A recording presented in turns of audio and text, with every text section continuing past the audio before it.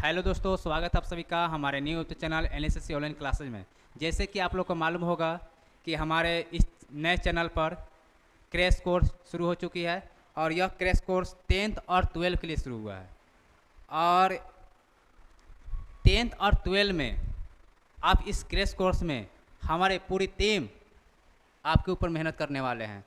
तो दोस्त, जैसे हमारे ये पूरी टीम मेहनत करेंगे तो आप लोग भी हमारे साथ ईमानदारी पूर्वक मेहनत कीजिएगा। और कुछ वीडियो अपलोड हो चुका है, जैसे फिजिक्स और इंग्लिश का 12 क्लास का फिजिक्स और इंग्लिश का वीडियो अपलोड हो चुके हैं। तो आप लोग जाकर देखिए और वीडियो अच्छा लगे तो कमेंट और शेयर ज़रूर कीजिएगा। और हम आज वैसे विषय के बारे में बात करने वाले हैं जिसका देखा जाए तो 12 की तैयारी करने वाला, मतलब बिहार बोर्ड 12 की तैयारी करने वाला अधिकतर बच्चों को बहुत दिक्कत होती है। तो विषय है केमिस्ट्री।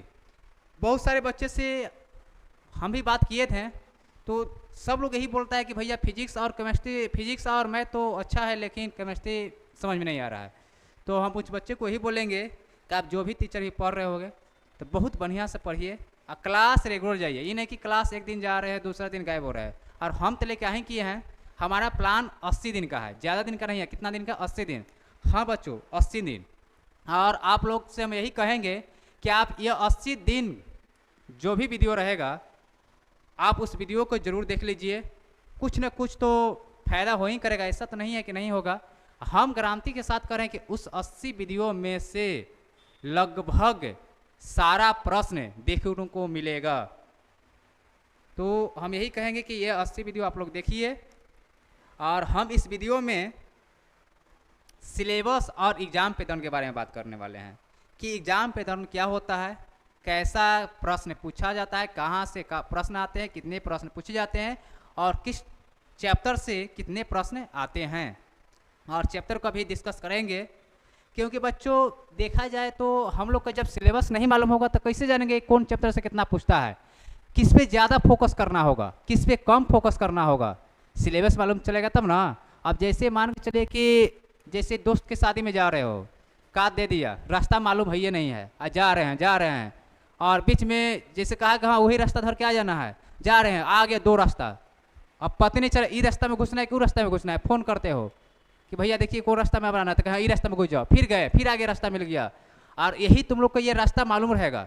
हमको लगा समय जाने में 1.5 घंटा, वही रास्ता मालूम रहेगा तो कितना 30-35 मिनट बन चल जाते हैं। रास्ता 30-35 मिनट का है, लग गया हमको 1.5 घंटा का है क्योंकि हमको रास्ता मालूम नहीं था। उसी प्रकार अगर सिलेबस की ज्ञान नहीं होगा, सिलेबस नहीं मालूम होगा तो आपको जैसे देखा जाए तो पढ़ने में जो मन होगा, पढ़ने में लगेगा नहीं लगेगा, पता नहीं लगेगा कौन चैप्टर में कितना नंबर का प्रश्न पूछता है, किस पे ज़्यादा फोकस करें, किस टॉपिक को ज़्यादा फोकस करें, कौन एग्जाम में पूछता है। यही सब मायने रखता है रिजल्ट के लिए, यही सब मेन पॉइंट है। पढ़ने के लिए तो सभी लोग पढ़ता है लेकिन सभी लोग जैसे टॉपर, ये टॉपर होता है उसी का प्लानिंग अलग होता है। वो सिर्फ टीचर पे भरोसा नहीं रहता है, वो अपने खुद से मेहनत, सेल्फ स्टडी करके खुद से मेहनत भी करता है। यानी कि जो टीचर पढ़ाया वो खुद से मेहनत करता है, देखता है कि क्या पढ़ें, कहाँ से क्वेश्चन बैंक में देखता है कि कहाँ से प्रश्न आ रहे हैं। एग्जाम जो बिहार बोर्ड एग्जाम वाला जो एग्जाम क्वेश्चन सेट कर रहा है वो कहाँ से प्रश्न पूछ रहे हैं, बार बार क्वेश्चन कहाँ से पूछा जा रहा है, किस टॉपिक को ज़्यादा फोकस किया जा रहा है, वैसे उसे टॉपिक को छात्र लो, मतलब अलग कर लो, अलग कर लिया जाए। उस टॉपिक को क्या करना है, पढ़ना शुरू कर दो। और हम तो 80 दिन पढ़ाई करेंगे, बताएंगे और हर वीडियो में कुछ तो कुछ बताएंगे पढ़ने का कि देखो भाई केमिस्ट्री में कैसे पढ़ना है, किसको ज़्यादा फोकस करना है, कैसे रिवीजन करना है, सभी का चर्चा चलेगा, हर वीडियो में चलेगा। तो हम चलते हैं अपने पहले एग्जाम पैटर्न की ओर। पहले 80 दिन की प्लानिंग बता देते हैं। 80 दिन में आपको क्या क्या मिलने वाला है, मिलेगा। दोस्त 80 दिन में आपको डेली 2 वीडियो अपलोड होंगे, पहला और दूसरा। आपके भैया 2 वीडियो अपलोड कीजिएगा, तो भैया 2 वीडियो 2-2 घंटा का ना अपलोड होगा। ये रहेगा 50 से 55 मिनट का, बताएंगे क्या रहेगा उसमें। ये रहेगा मात्र 20 से 25 मिनट का, 20 से 25 मिनट का, लगभग कितना हो गया 1 घंटा 20 मिनट। अरे कम से कम 24 घंटा में 1 घंटा 20 मिनट तो दो। अब और उसके बाद इस सिर्फ है वीडियो देखने से देख लिए अगर भैया तो बोले किए थे कि वीडियो देख लेना तो हमारा रिजल्ट आ जाएगा, तो भैया ना देखना, वीडियो देखने से रिजल्ट होने वाला नहीं है। हमारे साथ ईमानदारी पूर्वक से मेहनत करना होगा तब जाके रिजल्ट होगा। वीडियो देखने से रिजल्ट होने वाला, कोई टीचर कहता है कि वीडियो देख लो रिजल्ट हो जाएगा, तो अपने व्यू के लिए करता है। वीडियो देखने से रिजल्ट नहीं होता है, पढ़ना पड़ता है। हम भी पढ़ाई कर रहे हैं, खाली वीडियो देखने से तुम्हारा रिजल्ट नहीं है कि वीडियो देख रहे हैं, खोल लिए हैं, देख रहे हैं तो रिजल्ट आएगा, नहीं होगा। खुद से मेहनत करना पड़ेगा। वीडियो के माध्यम से आप समझो, खाली समझोगे कि हाँ टीचर कैसे बताया जा रहा है। भाई बनाना तुमको है, तुम अपना क्वेश्चन बैंक ले साथ में बैठना लेके, हाँ ये भैया क्वेश्चन बताए हैं, ऐसा क्वेश्चन इसमें कैसा दिया है, हाँ इस पैटर्न पे क्वेश्चन मिला, उसको बनाओ, ऐसे करोगे तब होगा। ये नहीं कि भैया कहते 80 को भी दिया देख के चल जाएंगे तो रिजल्ट दबा हो जाएगा। तब भाई 80 को भी दिया दिमाग में रहेगा तब ना, 80 को वीडियो के दिमाग में जब सब क्वेश्चन में रहेगा तब ना आएगा रिजल्ट, कि देखने से आएगा। देखने से आएगा सब टॉपर नहीं बन जाएगा, बढ़िया बढ़िया टीचर है। तो ये हमारा 80 दिन का प्लानिंग है। 20 से 25 मिनट रहेगा, इसमें रहेगा थ्योरी। आपके भैया थ्योरी खत्म हो जाएगा 15 से 20 मिनट में, भाई थ्योरी पूरा खत्म नहीं होगा। हम उसी को ज़्यादा फोकस करेंगे जो एग्जाम में बार बार प्रश्न आने की संभावना होता है, आता है, पूछता है। उस टॉपिक को थ्योरी के माध्यम से क्या करेंगे, कंप्लीट कराते चले जाएंगे। जैसे विलियन में जैसे ज़्यादातर पूछता अनुसंख्य गुणधर्म, मोल अंश, मोरलता पूछता है ना। इस सब को क्या किया जाएगा, थ्योरी के माध्यम से समझा दिया जाएगा और क्वेश्चन भी दिया जाएगा। आपको पीडीएफ भी भेजा जाएगा। टेलीग्राम ग्रुप बन रहा है, टेलीग्राम ग्रुप का लिंक दिया जाएगा, आप जुड़ जाइएगा। इस सब का पीडीएफ भी जाएगा आप लोग के पास, उसको पढ़ लेना है।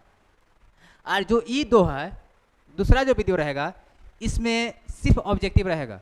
सिर्फ क्या रहेगा, सिर्फ ऑब्जेक्टिव। इसमें ऑब्जेक्टिव, और अब कहेगा भैया ऑब्जेक्टिव रहेगा तो ऑब्जेक्टिव कैसे समझ में आएगा। अरे भाई ऑब्जेक्टिव में खाली हम आएंगे ए या बी करने नहीं आएंगे, 30 से या 40 प्रश्न लेके आएंगे। और ये 30-40 प्रश्न खाली 30-40 प्रश्न नहीं रहेगा, इसमें कॉन्सेप्ट बताएंगे। एक प्रश्न बताएं तो कम से कम तुम्हारा 3-4 प्रश्न सॉल्व हो जाएगा, ऐसा बताएंगे ऑब्जेक्टिव। ये नहीं कि आए पहला के ए, दूसरा के बी और तीसरा के सी, ऐसे करना नहीं आएंगे। एक प्रश्न आएंगे, कम से कम उससे 2-3 प्रश्न बताएंगे उसके बारे में कि इससे मान के चलो ऐसा प्रश्न पूछेगा तो इसका आंसर कैसे होगा, ऐसा प्रश्न इसको ऐसे घुमा के पूछेगा तो कैसा प्रश्न होगा। ऐसे हम ऑब्जेक्टिव लेके आने वाले हैं, और उससे नहीं कि ए के बी या बी के सी करने वाला नहीं है। तो ये है 50 से 55 ऐसी रहेगा, 50, 55, 45 मिनट का ऑब्जेक्टिव रहेगा, ज़्यादा नहीं। 30-40 ऑब्जेक्टिव रहेंगे। मान के चलिए विलियन में 100 का ऑब्जेक्टिव रहेगा, तो 2 क्लास 3 क्लास में तुम्हारा ऑब्जेक्टिव का हो जाएगा, क्लियर हो जाएगा। और आप लोग देखिएगा, और वीडियो देखते समय ध्यानपूर्वक से बढ़िया से देखिए, समझिए क्या कहा जा रहा है क्लास में, कैसे बनाया जा रहा है। और एक बात और, आप क्वेश्चन बैंक लेकर बैठिएगा, या हो सके तो क्वेश्चन बैंक, एक कॉपी कलम, और जो जो बताया जा रहा है कहेंगे कि हाँ ये देखो इस ऑब्जेक्टिव में ऐसे पूछेगा, तो सभी चीज़ें यहाँ लिखना क्रैश कोर्स में संभव नहीं होता है।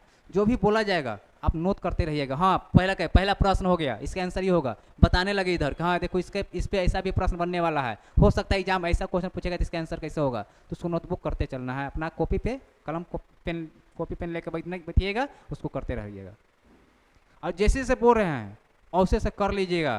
तो जो केमिस्ट्री नहीं भी पढ़ा है ना, जो केमिस्ट्री नहीं भी पढ़ा है, लगता है कि ना हमसे ना होगा, वो भी 50 से 55 मिनट जो कितना बोल रहे हैं उतना में आपका नंबर आ जाएगा। 70 में 70 तो काहे कह देंगे 70 में 70 आएगा, नहीं आ सकता है, क्योंकि उसके लिए मेहनत चाहिए।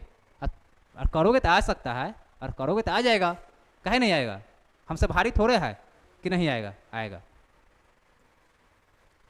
अब चलते हैं हम अपना एग्जाम पैटर्न देखते हैं। एग्जाम पैटर्न क्या है, ये हमारी टीम है NSCC ऑनलाइन क्लासेज, हमारा ऑफलाइन क्लास चलता है। और लोग कहता है ना केमिस्ट्री पूरा है, केमिस्ट्री समझने में नहीं आ रहा है, तो उसके पीछे कारण है। केमिस्ट्री जो होता है ज़्यादातर दिक्कत करता है ऑर्गेनिक लड़का को, ऑर्गेनिक। और ऑर्गेनिक कहता है कि तू हमारे, ऑर्गेनिक जो बोलता है कहता है कि क्लास में रेगुलर रहो तब समझ में आएगा, क्लास गैपिंग मत करो। और दूसरा बात कहता है कि उसको बार बार रिवीजन करते रहो, अगर बार बार रिवीजन करते रहोगे तो हम समझ में आएंगे, नहीं तो ना समझ में आएंगे। ई ऑर्गेनिक बोलता है। लड़का क्या करता है, आज क्लास गया तो 2 दिन के बाद जाएगा, फिर 2 दिन गैप करेगा, फिर 3 दिन के बाद जाएगा। और जब ये जाएगा ना वह बहुत बढ़िया समझ में आएगा। पहले दिन जब बैच चालू होगा ना तो लगेगा कितना समझ में आ रहा है, सही में समझ में आता है। अगर रेगुलर रहोगे तो समझ में आएगा, बुझाएगा। और खाली क्लास में रेगुलर रहने से नहीं होगा, उसको घर पे जाकर रिवीजन भी करना भी है। अगर आप लोग ऐसे करोगे, जैसे आज पढ़ाई हुआ, पढ़ लिए, घर पर उसको जाकर रिवीजन करेंगे, फिर दूसरा दिन क्लास पढ़ाई हुआ, फिर रिवीजन करेंगे, एक सप्ताह पढ़ें, फिर एक सप्ताह पीछे वाला जो भी पढ़े हैं उसको फिर रिवीजन करेंगे, और उसे करो ना, कहे ना समझ में आएगा। मतलब भारी थोड़े है कि नहीं समझ में आएगा, लेकिन करना ही नहीं चाहता है। करो, कुछ दिन समय बचा हुआ है, 9-10 महीना तो उधर गुजार ही लिया, मस्ती कर ही लिया। अब कम से कम इतना भी कर लो, 40, 50, 55 नंबर, 7 नंबर, 65 नंबर आ जाए केमिस्ट्री में, और उधर से मिल ही जाएगा। कहाँ से तो बताएंगे, कहाँ से मिलेगा, फ्री के नंबर आता है, बस टीचर के साथ व्यवहार बढ़िया करना, मिल जाएगा। चलिए, यह है हमारे टीम। अब चलते हैं हम अपना एग्जाम पैटर्न की ओर। एग्जाम पैटर्न थ्योरी और प्रैक्टिकल, देखो बता रहे हैं। थ्योरी जैसे एग्जाम हम लोग का 100 नंबर का होता ना है, 100 नंबर का होता है, 100 नंबर का होता है। उसमें 70 नंबर थ्योरी, इसी के बारे में बात कर रहे हैं, इसी के बारे में, इसी का हम तैयारी करवाने वाले हैं, 70 नंबर का।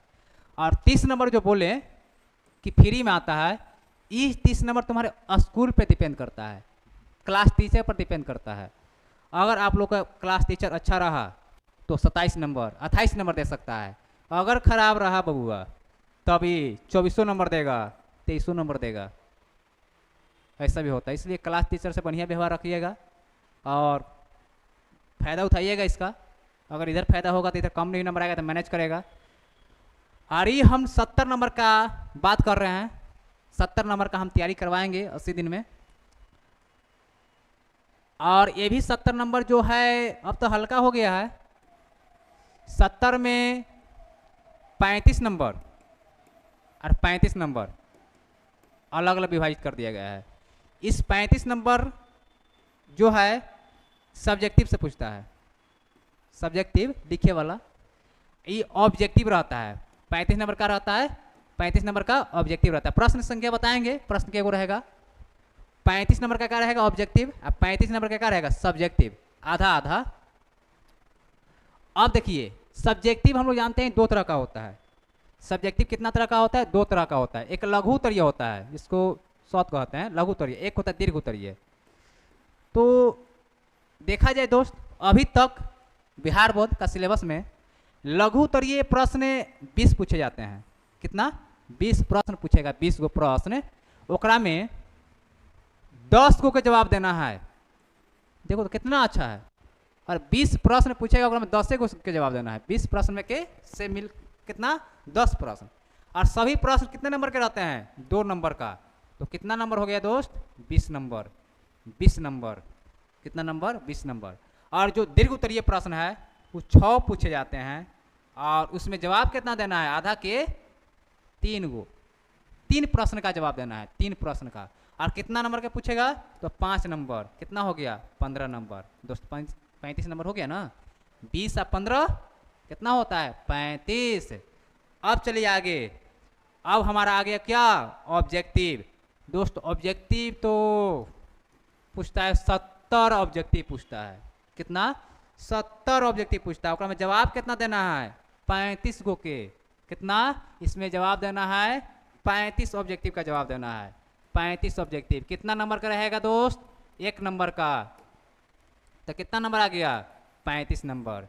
तो 35 नंबर इधर और 35 नंबर उधर, कुल कितना हो गया, 70 नंबर। यही हमारा था एग्जाम पैटर्न, यही हमारे बिहार बोर्ड का क्या है, एग्जाम पैटर्न है। 70 नंबर थ्योरी से और 30 नंबर तुम्हारा स्कूल, कौन स्कूल, फ्री वाला नंबर 30 नंबर। तो कितना हो जाएगा, 70 और 30 100। हम बोलें कि इधर से 50-55 नंबर, जो एकदम केमिस्ट्री नहीं पढ़ा है 50 या 55 नंबर आ जाएगा। भाई 55 नंबर इधर से, अगर स्कूल वाला 30 में 30 दे दिया तो 55 और 30 कितना हो जाएगा, बताओ, 85 नंबर हो जाएगा। और 85 नंबर 85 नंबर हो जाएगा। तुमको भरोसा नहीं था कि एक भी नंबर आने का, तुम्हारा 85 नंबर इस मात्र 80 वीडियो से आने वाला है। समझ में आ रहा है? और 85 अरे नहीं देगा तो कम से कम 30 देगा ना, 30 में 25 26 देगा ना, कभी तो 80 आएगा ना। तो सोच लो, अगर नहीं पढ़ा है, 9 महीना मस्ती कर लिया, 9.5 महीना मस्ती कर लिया, तो मात्र 80 दिन पढ़ो। खाली वीडियो नहीं मत देखना, इसके साथ साथ ईमानदारी पूर्वक कॉपी कलम लेके मेहनत भी करना। जो जो बताया जाएगा, जो जो क्वेश्चन याद करने के लिए कहा जाएगा, वहाँ क्या करना है, याद भी करना है। तो दोस्त, ये हमारे एग्जाम पैटर्न था। अब चलते हैं सिलेबस। ओके भाई, सिलेबस बता रहे हैं। जैसे आप लोग को मालूम होगा कि केमिस्ट्री को 3 भागों में विभाजित करके पढ़ाया जाता है, फिजिकल, ऑर्गेनिक और इनऑर्गेनिक। फिजिकल, जैसे फिजिकल मतलब फिजिक्स, न्यूमेरिकल, एक ही में न्यूमेरिकल आता है, एक ही में न्यूमेरिकल आता है फिजिकल में। फिर ऑर्गेनिक, सबसे सिर दर्द यही होता है ऑर्गेनिक बच्चों का, लेकिन सिर दर्द नहीं होगा, क्या कि ये कहता है ऑर्गेनिक कि तुम रिवीजन करते रहो, हम आपको विस्तार करते रहेंगे। जितना रिवीजन करते रहोगे उतना ही तुम्हारा दिमाग खुलेगा। ना तो पता चलेगा क्लास किया, 10 दिन के बाद देखेगा तो कहेगा कि भाई कुछ बुझा ही नहीं रहा है, कि बंधन करने से करने रिएक्शन हो जा रहा है, कोई रिएक्शन में नहीं पता चल रहा है। काहे नहीं पता चल रहा है? तुम रिवीजन नहीं करेगा।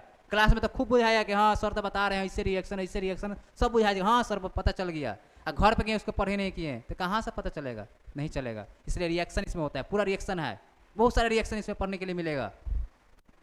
ये इनऑर्गेनिक जैसे आप लोग 10th क्लास में धातु में पढ़ोगे, भर्जन, निस्तापन, अयस्कों का साधन कैसे किया जाता है, ये सब के बारे में पढ़ा जाएगा। डी ब्लॉक, पी ब्लॉक जैसे तत्व को क्रम में ब्लॉक पढ़ोगे। एस ब्लॉक, आवर्त को 4 भागों में विभाजित किया गया, S block, p block, d block, F block. S block तो 11th क्लास में, 12th क्लास में पी ब्लॉक और डी ब्लॉक और एफ ब्लॉक है। इसके बारे में इसमें चर्चा होगी आगे। अब चलते हैं हम लोग सिलेबस के बारे में जानने कि हमारे सबसे महत्वपूर्ण टॉपिक कौन होने वाला है, कौन चैप्टर होने वाला है। टॉपिक तो क्लास में बताएंगे, कौन चैप्टर होने वाला है, सबसे महत्वपूर्ण चैप्टर कौन है। क्या है कि दोस्त, अगर सिलेबस नहीं मालूम चलेगा तो कैसे पता चलेगा क्या क्या ज़्यादा फोकस करना है, कौन हमारा कौन सा चैप्टर का नाम है, होगा ना। माने सिलेबस मालूम रहेगा, सब कुछ मालूम है, तो अपना जो तैयारी है वो तैयारी क्या होगा, बहुत बढ़िया से ध्यानपूर्वक अच्छा से होगा। तो अब चलते हैं हम आप लोग सिलेबस। पहले बताते हैं फिजिकल केमिस्ट्री का सिलेबस क्या क्या है, चैप्टर कौन कौन सा है सिलेबस में। फिजिकल केमिस्ट्री का चैप्टर कौन कौन से आते हैं, फिजिकल केमिस्ट्री में कौन कौन से चैप्टर आते हैं। तो पहला है ठोस अवस्था। पहला हम लोग का क्या है, ठोस अवस्था। ठोस अवस्था जो आता है किस में आता है, फिजिकल केमिस्ट्री में। बिहार बोर्ड तय किया है इसमें हम कितना नंबर का प्रश्न पूछेंगे, 4 नंबर का प्रश्न पूछेंगे। लेकिन ये बिहार बोर्ड है बाबू, बिहार बोर्ड सब लोग जानता है। जरूरी नहीं कि 4 नंबर का प्रश्न पूछेगा, ये कभी 5 नंबर का पूछ देता है, कभी 6 नंबर का पूछ देता है। बस मान लिया गया है कि 4 नंबर का हम क्या करेंगे, पूछेंगे। विलियन, जैसे ठोस अवस्था में, जैसे हम लोग 11th क्लास में पढ़ने के लिए था, द्रव अवस्थाएं 3 प्रकार के होते हैं, मुख्य रूप से 3 प्रकार, ऐसे होता है 5, ठोस, द्रव और गैस। तो द्रव और गैस हम लोग 11th में पढ़ चुके हैं, 11th में कहा है सिलेबस। और हम लोग इसमें क्या पढ़ेंगे, ठोस। ठोस में ठोस का आयतन निश्चित होता है, पढ़ा है, बेसिक चीज़ है। ठोस कितने प्रकार के होते हैं, कौन कौन से ठोस होते हैं, सब इसमें जानकारी आएगा। अब क्या कि एक ठोस ही है, तो कागज का है, कागज ये भी तो ठोस है, उसका द्रव है, गैस है। तो ये सब के बारे में पढ़ा जाएगा, उसमें मिलेगा, पढ़ेंगे हम लोग। तो ये है विलियन दोस्त, विलियन इसका जानकारी अगर जो भी बायो के स्टूडेंट हो, आगे चाहते हो कि हम नर्सिंग करें, बायोलॉजी MBBS बने, इसका ज्ञान होना चाहिए। काहे कि दोस्त मेडिसिन जो बनता है, मेडिसिन बनता है जो उसमें सोल्यूशन किया जाता है, मिक्सचर किया जाता है, मतलब कि कितना कितना का मिश्रण बनाया जाता है। जैसे एक सिरप है तो सिरप के पीछे लिखा रहता है कि एल्कोहल इतना %, और कुछ कुछ केमिकल का नाम लिखा रहता है कि इतना %, तो कैसे बनाया जाता है, इसी विलियन का प्रयोग किया जाता है। इतना में कितना मिलाया जाए, इतना आयतन, इतना विधि द्रव्यमान इतना लिया जाए, इसी विलियन का प्रयोग किया जाता है। तो बहुत ही देखा जाए तो VVI है। और अगला हम लोग चैप्टर का नाम है, ये जो विलियन कहता है बिहार बोर्ड कि हम पूछेंगे कितने नंबर के, 5 नंबर के, जरूरी नहीं है 5 नंबर के, 10 नंबर के, 12 नंबर के, 15 नंबर के पूछ देता है। अब आगे हम लोग का कौन, तीसरा चैप्टर ये है वैद्युत रसायन। क्या है? वैद्युत रसायन। ये हम लोग को पूछता है कितना नंबर का? 5 नंबर का। वैद्युत रसायन क्या होता है? जैसे हम लोग के घर में इन्वर्टर है, बैटरी है, चार्ज करते हैं, कैसे चार्ज होता है, किसको कैथोड बोलते हैं, किसको एनोड बोलते हैं, कैसे चार्ज होता है, उसमें क्या डालते हैं, जल कैसे अभिक्रिया कर जाता है, अंदर पानी डालते हैं तो पानी को कैसे अभिक्रिया करता है, अम्ल और पानी, इस सब के बारे में क्या पढ़ेंगे? वैद्युत रसायन में पढ़ा जाएगा। अगला है रासायनिक बलगतकी। जो रासायनिक बलगतकी है 11th का समवस्था का नेक्स्ट वर्जन कहिए, उसी के आधार पर ही है। अगला है पृष्ठ रसायन। पृष्ठ रसायन मतलब पृष्ठ पे होने वाला रसायन, पृष्ठ पे होने वाला रसायन। जैसे हम लोग क्रीम लगाते हैं, पाउडर लगाते हैं तो का अंदर घुस जाता है पाउडर, पूरे चेहरे पर क्या हो जाता है? फैल जाता है। तो फैलने उलने के बारे में किसमें बताया जाएगा? पृष्ठ रसायन के बारे में बताया जाएगा। ये हम लोग का ये एग्जाम बिहार बोर्ड कहते हैं कि हम इससे कितना नंबर का प्रश्न पूछेंगे? 4 नंबर का। इसमें कितना नंबर का पूछेंगे? 5 नंबर का प्रश्न पूछेंगे। ये हमारा किसका है?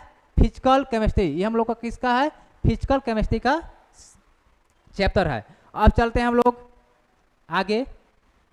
इनऑर्गेनिक में 4 चैप्टर आएंगे, जैसे तत्वों का निष्कर्षण के सिद्धांत एवं प्रक्रम, जैसे एस्को का सांद्रण, निस्तापन, भर्जन, तांबा के निष्कर्षण, एल्युमिनियम के निष्कर्षण, लोहा के निष्कर्षण। यहाँ से एगो पूछ ही देता है 5 नंबर का, एगो शॉर्ट पूछी करता है, 2-3 गो ऑब्जेक्टिव पूछी करता है। तो 3 नंबर का इसे देखा जाए तो इससे 7 नंबर 6 नंबर हमेशा पूछा है। एगो दीर्घ उत्तरीय हमेशा पूछते रहता है इससे। तो बिहार बोर्ड कहता है 3 नंबर, लेकिन 3 नंबर पूछता नहीं है, ज़्यादा पूछता है इससे। अब आगे है कितना? 7वां चैप्टर जो है पी ब्लॉक के तत्व। जैसे हम लोग 10th में पढ़े होंगे s block, p block, d block, a block विभाजित किए होंगे, उसके बारे में पढ़े नहीं होंगे, तो हम लोग इसके बारे में पढ़ेंगे। पी ब्लॉक के अंदर कितने तत्व रखे गए हैं, सभी तत्व के बारे में इसमें मिलेगा पढ़ने के लिए। वर्ग 1 जैसे 13, 14, 15, 16, 17 और 18। अब आगे है, देखा जाए तो 13, 14 तो 11th में ही है सिलेबस में। 13, 14 11th के सिलेबस है, और हम लोग पढ़ते हैं यहाँ 15 से, लेकिन हम पढ़ाएंगे 8वां जो चैप्टर है डी एवं एफ ब्लॉक। तो इसमें हम पढ़ेंगे डी एवं एफ ब्लॉक में कितने तत्व रखे गए हैं, कौन कौन से तत्व है, उसके भौतिक गुण, रासायनिक गुण, इसके बारे में कहाँ पढ़ेंगे? हम डी ब्लॉक में पढ़ेंगे और एफ ब्लॉक में पढ़ेंगे। यदि चैप्टर नंबर 8 में पढ़ेंगे डी और एफ ब्लॉक में। अगला उप सहसंयोजन यौगिक, जैसे NaCl यौगिक है, NaCl क्या है? यौगिक है। उसी पर एक यौगिक होता है, उसको बोलते हैं उप सहसंयोजन, जैसे K4 FeCN6। ये जो यौगिक है इसको जटिल यौगिक बोलते हैं। इसके अंदर पढ़ना उप सहसंयोजन यौगिक में पढ़ा जाता है। इसमें बोला है बिहार बोर्ड कितना? 3 नंबर, लेकिन 2 को देखते हैं ऑब्जेक्टिव पूछता है, 2-3 को तो ऑब्जेक्टिव पूछ जाता है। एगो लघु तरीय जरूर है पूछेगा, एगो जरूर है कि लघु तरीय से प्रश्न पूछेगा। IUPAC नामकरण कहेगा, इसका IUPAC नाम क्या होता है? K4 FeCN6 का IUPAC नाम कहेगा, इस पर Fe का ऑक्सीकरण संख्या क्या होता है, उप सदस्यों संख्या की संख्या कितनी है, ये सब प्रश्न ऑब्जेक्टिव पूछते हैं और इसका IUPAC नाम भी देता है। मतलब 4-5 नंबर के प्रश्न इससे भी बनता है। लेकिन बिहार बोर्ड तय किया है कितना नंबर? 3 नंबर। तो बिहार बोर्ड पर चलना नहीं है। और सबसे मेन है ऑर्गेनिक। क्या है? ऑर्गेनिक। यही बच्चों का सर दर्द करता है, लेकिन ऑर्गेनिक भाई कहता है कि हमको रिवीजन करते रहो, हम पूरी तरह विस्तार से आपको एकदम दिमाग घुसा देंगे। इस रिवीजन की चीज़ है, रिवीजन करते रहोगे समझ में आएगा। तो जैसे इसका बेसिक चीज़ जो है, बेसिक जैसे नामकरण, जैसे पढ़ा होगा C2H5OH। कोई पूछे इसका IUPAC नाम क्या है, साधारण नाम क्या है? हम लोग जानते हैं कि C2H5 को एथिल एल्कोहल कहा जाता है, IUPAC नाम एथनॉल है। तो ये सब जो नाम हुआ वो कहाँ पढ़ना था? 11th क्लास में पढ़ना था। बेसिक चीज़ होता है नामकरण। यहाँ रिएक्शन होगा कि एथनॉल की अपक्रिया इससे करवाएंगे तो क्या बनेगा, प्रोपीन की अपक्रिया इससे करवाएंगे तो क्या बनेगा, बेंजोइक एसिड की अपक्रिया इससे करवाएंगे तो क्या बनेगा। तो भाई बेंजोइक एसिड जो है तो हम दे दिए, इसका नाम मालूम रहेगा तब ना बनेगा। अगर नामे नहीं मालूम है तो कैसे पता चलेगा क्या लिखल है? ये सब 11th में पढ़ना है। बाकी हम बताएंगे, IUPAC नाम के बारे में चर्चा होगा, वीडियो जाएगा, जो थ्योरी बताया था ना उस वीडियो में बता देंगे, एक वीडियो में कि IUPAC नाम कैसे निकाला जाता है, कैसे साधारण नाम याद किया जाता है, कैसे IUPAC नाम बनाया जाता है, सब बता दिया जाएगा। जैसे C2H5 को IUPAC नाम होता है क्या? एथनॉल। और कहा जाए तो साधारण नाम का होता है एथिल एल्कोहल। उसी प्रकार जो भी इसी प्रकार कहा जाएगा, जैसे 10th में तुम लोग पढ़ा होगा CH3COOH को क्या कहा जाता है, CH3COOH को नाम क्या है, तो कहा जाए तो साधारण नाम एसिटिक अम्ल है, और OPC नाम कहा जाए तो क्या है, एथनोइक अम्ल है। तो जो नाम हुआ वो कहाँ था 11th में। अब कहे एसिटिक अम्ल की ऑक्सीकरण करने पर, यदि एसिटिक अम्ल का अपक्रिया इससे करवाने पर क्या बनता है, तो ये सब कहाँ मिलेगा, तो ये सब मिलेगा कहाँ, इस चैप्टर में एसिटिक अम्ल कार्बोक्सिलिक में मिलेगा। तो भाई नाम तुमको 11th में पढ़ना था, लेकिन यहाँ क्या पढ़ना, इस समय रिएक्शन खाली पढ़ना, रिएक्शन। और रिएक्शन भाई रिवीजन की चीज़ है, जैसे मैथ हम लोग रिवीजन करते हैं ना, मैथ अगर मैथ रिवीजन करना छोड़ देंगे तो क्या हो जाएगा, याद नहीं रहेगा। उसी पर इसको रिवीजन की चीज़ है, रिवीजन करते रहना है, बार बार रिवीजन करना है, बार बार रिवीजन करना है। तो 10वां में हम लोग पढ़ेंगे हेलो एल्केन और हेलो एरिन, जैसे हेलोजन समूह में, हेलोजन समूह के बारे में हम लोग पढ़े थे, फ्लोरीन क्लोरीन ब्रोमीन, और इसी प्रकार हेलो एल्केन और हेलो एरिन है। एल्कोहल फिनोल ईथर, इसमें एल्कोहल के बारे में पढ़ेंगे, फिनोल के बारे में पढ़ेंगे, ईथर के बारे में पढ़ेंगे। इसमें हम लोग पढ़ेंगे एल्डिहाइड के बारे में, एल्डिहाइड का भौतिक गुण, रासायनिक गुण क्या होता है, इसका रिएक्शन इससे कराने पर एल्डिहाइड बनता कैसे है, कीटोन कैसे बनता है, कार्बोक्सिलिक कैसे बनता है, इस सब की जानकारी लेंगे। और 13 में लेंगे नाइट्रो यौगिक युक्त कार्बनिक यौगिक के बारे में इसमें चलेगा, एमीन विन कैसे बनता है, एमीन के बारे में इसमें पढ़ेंगे। दोस्त ये था हमारा ऑर्गेनिक। आज बिहार बहुत तय किया है, हेलो एल्केन हेलोजन से 5 नंबर का प्रश्न पूछेंगे, एल्कोहल फिनोल ईथर का 4 नंबर का प्रश्न पूछेंगे, एल्डिहाइड कीटोन और कार्बोक्सिलिक से 6 नंबर का प्रश्न पूछेंगे, नाइट्रोजन युक्त और कार्बनिक यौगिक में 4 नंबर का प्रश्न पूछेंगे। अब चलते हैं दोस्त, देखा जाए तो इसको ऑर्गेनिक में ही ऐड कर लिया जाता है, लेकिन ऐसे इसको कहा जाए तो बायोकेमिस्ट्री है। क्या है, बायोकेमिस्ट्री। जैसे हम लोग बायोलॉजी पढ़ते हैं ना, है जैसे बायोलॉजी में पढ़ते हैं DNA, RNA, कार्बोहाइड्रेट, प्रोटीन, तो जितना ही सब पढ़ते हैं तो फिर पढ़ना है, केमिस्ट्री भी पढ़ना है। कहाँ पढ़ना है, जे अणु में। जे अणु में मिलेगा DNA के बारे में पढ़ने के लिए, प्रोटीन के बारे में पढ़ने के, कार्बोहाइड्रेट क्या है, एगो लॉन्गो पूछ देता है, इससे लॉन्गो पूछता है एगो, तो इसी के बारे में हम कहाँ पढ़ेंगे, जे अणु के बारे में पढ़ेंगे, जे अणु में पढ़ेंगे। चैप्टर नंबर 15 जो कह रहा है बहुलक, जैसे पॉलीथीन यूज करते हैं बनता कैसे है, कहाँ पढ़ेंगे बहुलक में। पाइप जो होता है घर में, पाइप लगा हुआ है पानी वाला, कैसा है वो, कैसे बनता है, तो कहाँ पढ़ेंगे बहुलक में। अब है हम लोग का लास्ट चैप्टर दैनिक जीवन में रसायन। हम लोग दैनिक जीवन में रसायन का प्रयोग कैसे करते हैं, कहाँ कहाँ कर पड़ते हैं, तो सब लोग का मालूम होगा। जैसे हम दवा, बुखार लग गया, दवा खा रहे हैं, तो भाई दवा में केमिकल नहीं है, केमिकल से बना है, तो हमको दैनिक जीवन में प्रयोग नहीं है ना। जैसे हम लोग क्रीम लगाते हैं, लिपस्टिक लगाया जाता है, लड़की लोग लिपस्टिक लगाती है, तो इसमें क्या बना है, कहाँ से बना है, केमिकल से बना हुआ है। तो हम लोग दैनिक जीवन में प्रयोग कर रहे हैं कि नहीं कर रहे हैं। अरे दैनिक जीवन में जैसे दवा खा रहे हैं, बुखार लग गया, दवा गए दुकान पे दवा लिए, दवा का है केमिकल से नहीं बना है, तो हम दैनिक जीवन में प्रयोग हुआ है। तो इसमें दवाओं के बारे में पढ़ना है, दैनिक जीवन में रसायन, इसमें अपना दैनिक जीवन में क्या क्या प्रयोग होता है उसी के बारे में कौन पढ़ना है, दैनिक जीवन में रसायन पढ़ना है, जो 16 नंबर चैप्टर है उसमें पढ़ना है। बिहार बोर्ड तय किया है कितना नंबर का, इससे 3 नंबर का प्रश्न पूछेंगे, इससे 3 नंबर का प्रश्न पूछेंगे, इससे 4 नंबर का प्रश्न पूछेंगे, लेकिन उसमें कभी कभी एक दीर्घ भी आ जाता है जे अणु में। तो ये हमारा पूरा सिलेबस था दोस्त। अब इसके बाद हमारा लेक्चर आते रहेगा, डेली 2 वीडियो आते रहेगा, एक थ्योरी का रहेगा, एक ऑब्जेक्टिव का रहेगा। तो दोस्त अगर आप लोग के अच्छा लगे तो कमेंट जरूर कीजिएगा, सब्सक्राइब कर लीजिएगा। हमारी नया चैनल है, इस पर आपको फ्री में हमारे पूरी टीम मेहनत कर रही है। ये खाली हम लोग से मेहनत से नहीं होगा दोस्त, आपको खुद से मेहनत करना पड़ेगा, हम लोग के साथ में मिलकर मेहनत करना पड़ेगा, तब देखिए हम लोग का रिजल्ट कितना बेहतर आएगा। तो दोस्त जाते जाते एक आपसे क्वेश्चन पूछ कर जाते हैं, जो हमारे घर में कुकर है, प्रेशर कुकर जो दाल बनता है, वो कुकर क्या के बना हुआ होता है, जिससे बिलियन पढ़ाएंगे उसमें बताएंगे। जैसे बिलियन हम लोग और जानते हैं ना कि बिलियन में सिर्फ पानी और चीनी की मिश्रण नहीं होता है, खाली पानी चीनी पड़ लिया मिश्रण बन गया, ठोस का भी मिश्रण होता है। तो आप लोग कमेंट में बताइएगा कि जो प्रेशर कुकर है, जो घर में जो कुकर है, वो किस चीज़ का बना हुआ होता है, कमेंट में जवाब दीजिएगा। तो दोस्त आज के लिए इतना ही, धन्यवाद।